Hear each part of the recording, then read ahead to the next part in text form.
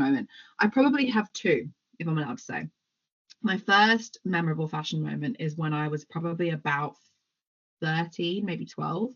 And it's when I first realized that I loved clothes and I loved the expression that you could give depending on whether you were feeling happy, feeling sad, feeling, grungy, feeling whatever. And that's kind of followed through, I guess, my entire life. But the one memory I have from that is there was one outfit I wore to the first concert I ever went to, which was Linkin Park Hybrid Theory Tour. So for anyone who's a Linkin Park fan, you'll know that was the elite album. So it was the first concert I went to with my dad, and I wore this kind of black, I guess, long sleeve, slightly high neck top with a black beanie and this really brightly colored sort of silk slip skirt and like grungy boots and then black lipstick.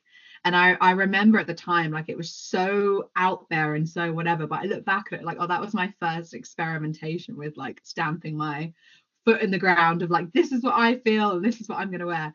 And then fast forward to now, my most I guess favorite fashion memory is I got invited to the Veuve Clicquot Baldwin of the Year Awards. My dear friend Frankie was voted the Baldwin of the Year.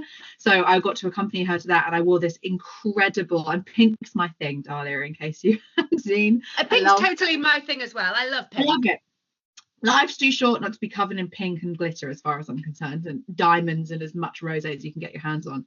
And I wore this strapless Nadine Moraldi sort of bodice that had this huge pink train on it and these like beautiful fitted flare pants. And it just, I felt like, yeah, this is how I want to be.